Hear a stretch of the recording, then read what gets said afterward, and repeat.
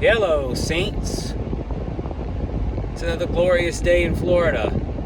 95 degrees in September. Waiting for the weather to break.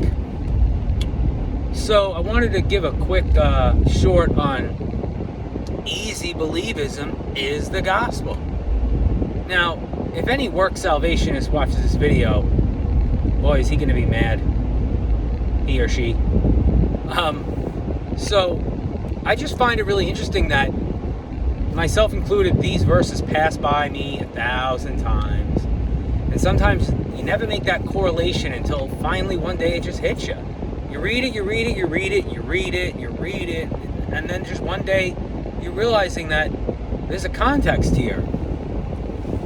John 3:14 and 15. So, people mock easy believism. Even people that I believe are saved mock it.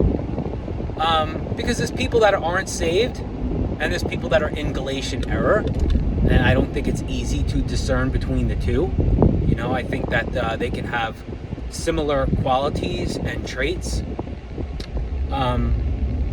So you want to know what that person believed initially and what saves them.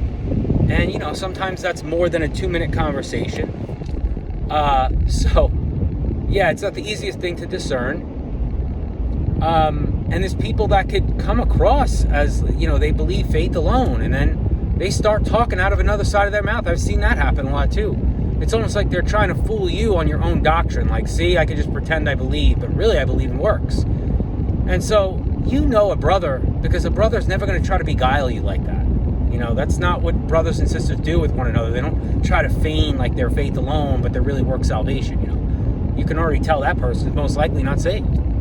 But on easy believism, it really is kind of like a tongue-in-cheek expression, because it's not easy to find out that it is easy.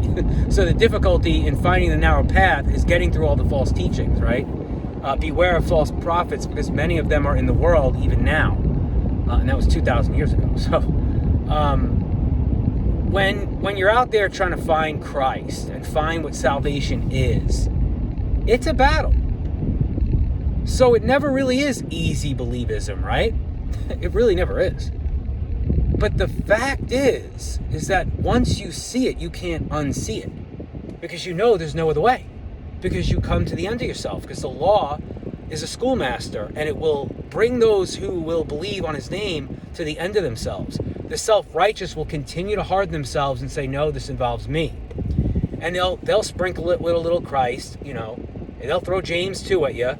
Well, James 2 would justify every Mormon and Roman Catholic and every LDS in the world, because they say they have faith in God and they have works, right? So if it's just a matter of having faith and works, well, then James 2 will justify every other denom in the world that, claims works plus faith. So it's clearly not what James is talking about. I had done a video on that, so if you guys want to check it out, if you haven't seen it, it's like a 4.5-minute video, I think, called When They Hit You with James 2. But easy believism was preached by Jesus. Straight up. I mean, how many times does the guy have to say, believe on me and you'll have eternal life? People still want to say there's something else to it.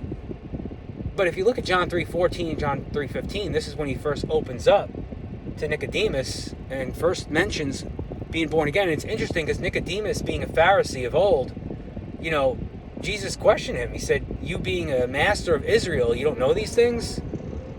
And, I kind of feel like Nicodemus might have been like, no, I really don't. Clearly, I think me being born again means going back into my mother's womb, so I clearly don't know of these things, right?